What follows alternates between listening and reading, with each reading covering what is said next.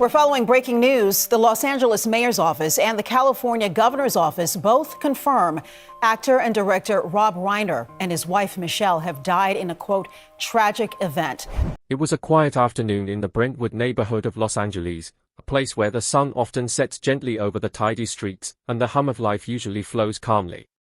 But on December 14, 2025, that calm was shattered.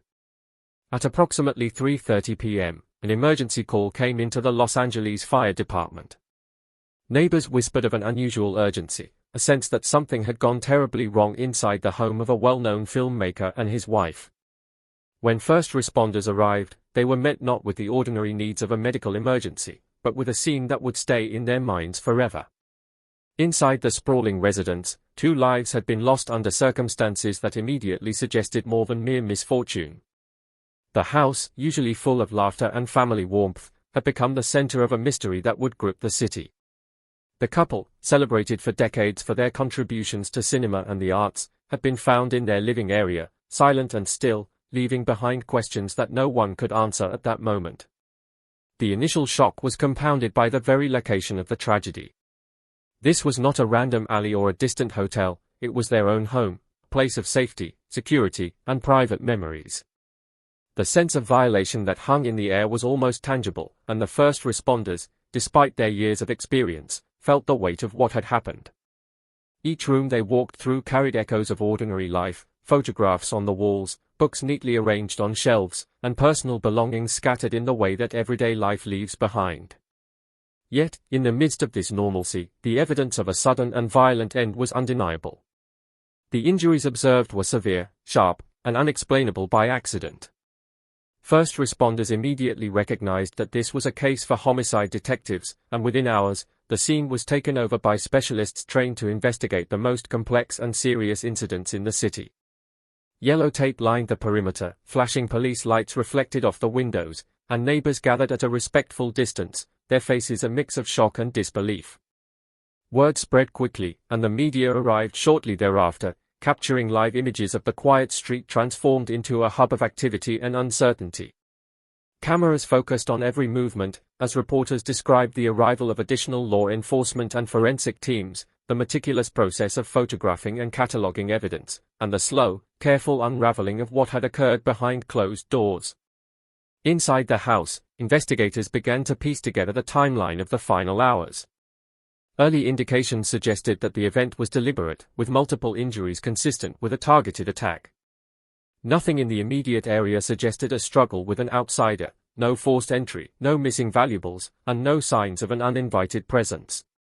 These details only deepened the sense of mystery and suggested that the tragedy had occurred in the private, intimate space of the family's home. As the investigation progressed, officials urged the public to remain patient, warning against speculation while emphasizing the gravity of the situation. Despite these cautions, curiosity quickly spread. Questions about the couple's life, their routines, and the events leading up to that day began to circulate. What had changed in the quiet household? What had occurred that could have led to such a devastating outcome?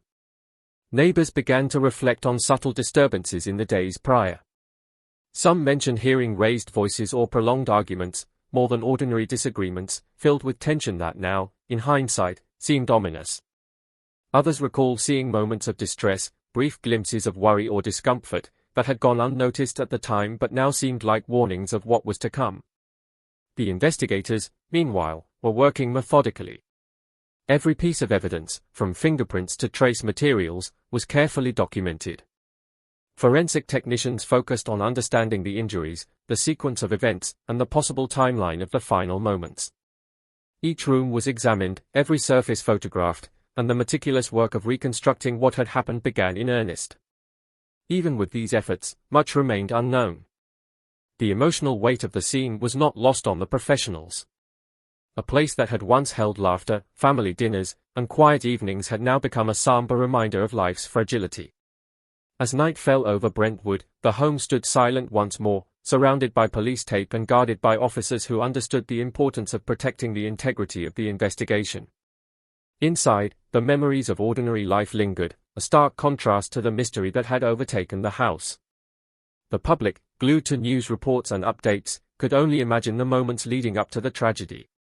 Questions multiplied. How could such an event happen in a place of safety? Were there signs that had been missed? Who had been involved, and why? While investigators pieced together the physical evidence, the human story, the emotions, relationships, and struggles remained a crucial part of understanding the tragedy. It was clear that this was more than a headline. It was a profound and personal loss that would affect many lives in ways that could not yet be measured. As the city of Los Angeles watched, the home that had once been a symbol of warmth and security became a focal point for a story that combined mystery, loss, and the complexities of human life. As the investigation unfolded, the quiet Brentwood neighborhood transformed into a scene of constant activity. Police vehicles and unmarked cars moved in and out, carrying detectives, forensic experts, and other personnel. Neighbors watched silently, their curiosity mixed with unease. Many had known the couple for years and could hardly reconcile the familiar presence of the family with the shocking events that had now occurred. Authorities were careful to keep details limited, emphasizing that the investigation was ongoing and that speculation could be misleading. Yet, even with these warnings, stories began to emerge from those who had lived close by, giving insight into what life had been like inside the home in the days and weeks leading up to the tragedy. Some neighbors described hearing arguments, not the brief disagreements common in any household, but intense confrontations that lasted long enough to be noticed even from a distance. The tone of these arguments, they said, was heavier and more serious than ordinary family disputes. It was as if the air itself had changed, becoming tense and uncomfortable. Others recalled small incidents that, at the time, seemed minor but now appeared significant in retrospect. Doors left open, hurried movements in the house, or unusual sounds in the evening, all these little details contributed to a larger picture that investigators were now trying to understand. Inside the home, law enforcement worked systematically.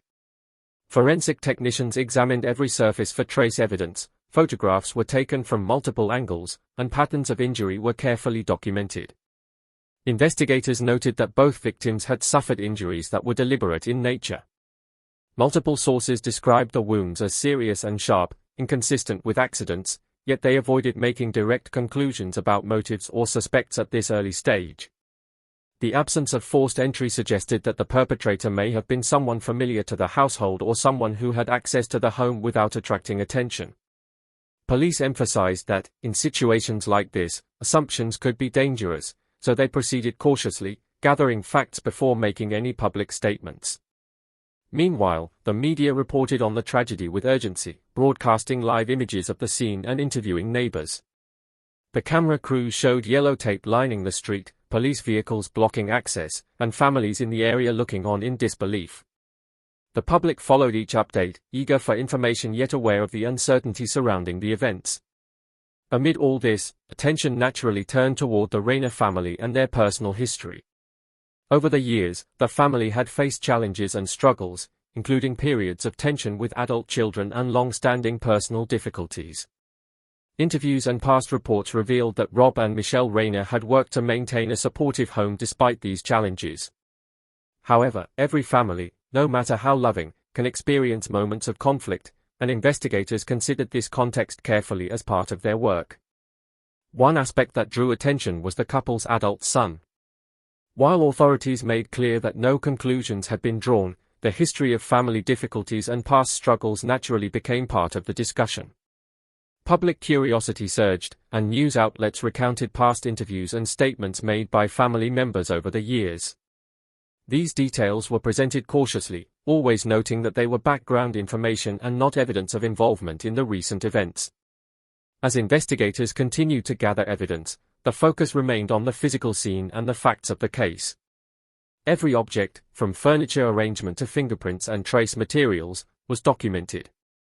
Experts worked to reconstruct the timeline of the final hours, attempting to understand the sequence of events that led to the tragic outcome.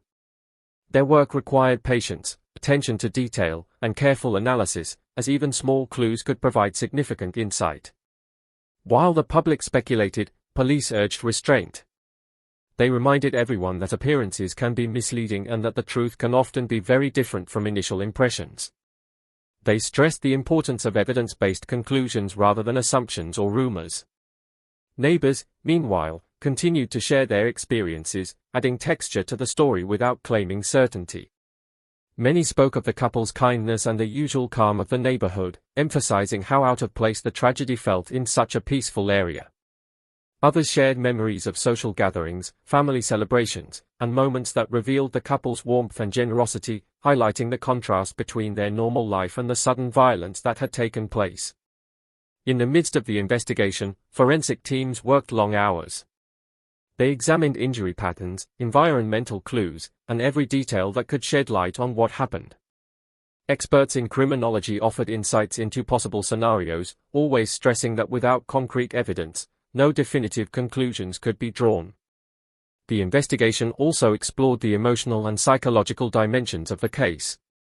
Understanding family dynamics, personal stresses, and patterns of interaction could provide context for what unfolded, even if these elements were not directly related to the cause of death. This approach reflected a broader understanding of investigative work, recognizing that human relationships and behavior often intersect with physical evidence in complex ways. Authorities maintained transparency where possible, providing updates to the public while protecting the integrity of the ongoing inquiry. Their careful communication aimed to balance the public's need for information with the responsibility to avoid spreading misinformation or unverified claims. Through all of this, the underlying narrative remained one of shock, grief, and mystery. The couple, celebrated figures with decades of accomplishment, had met a sudden and tragic end. The city, the neighborhood, and the broader public grappled with the implications, wondering how such a tragedy could occur in a familiar and seemingly secure environment. As Part 2 closes, the investigation continues. Every day brings new details, new perspectives, and new questions. The neighborhood remains under watchful observation, the home stands as a silent reminder of lives abruptly ended, and the public remains captivated by the story, eager to understand the final hours and the events that led to such a devastating outcome. As the investigation moved forward, experts in criminal behavior and forensic science were called upon to help interpret the available evidence. Analysts carefully examined the scene, studying the nature of the injuries, the layout of the home, and the sequence of events leading up to the tragedy. While every piece of information was analyzed scientifically, experts acknowledged that human behavior can be unpredictable, and understanding what truly happened requires both evidence and insight into personal relationships. The focus was not only on physical clues but also on the psychological and social context surrounding the family. In cases like this, investigators consider a wide range of factors, from stress, personal conflict, and history of emotional tension to unusual behavior that might hint at underlying issues. Each possibility is carefully documented and tested against the facts found at the scene. Meanwhile, the public continued to follow the story closely. Major news outlets reported daily updates, focusing on both the ongoing investigation and the broader impact on the neighborhood and community. The story captivated viewers and readers not only because of the individuals involved but also because it occurred in a familiar, seemingly safe environment, a reminder that tragedy can happen anywhere. Reporters described the home, the street, and the people affected, creating a vivid picture that allowed the public to understand the setting and the context of the events. In addition to media coverage, neighbors shared their personal reflections. Many spoke about the couple's kindness, the warmth of the home, and the normal life that had once filled the house with laughter. Others admitted that the unusual tension they had sensed in the days prior now seemed significant in hindsight. These recollections, combined with the formal findings of law enforcement, painted a complex picture of a family, a home, and a neighborhood suddenly caught in a web of uncertainty and grief. As investigators continued their work, they emphasized that speculation about motives or responsible parties was premature. Every piece of evidence, from fingerprints to patterns of injury, needed careful evaluation. While some patterns suggested intentional action, the precise circumstances remained unclear, and authorities reminded the public that drawing conclusions without full information could be misleading.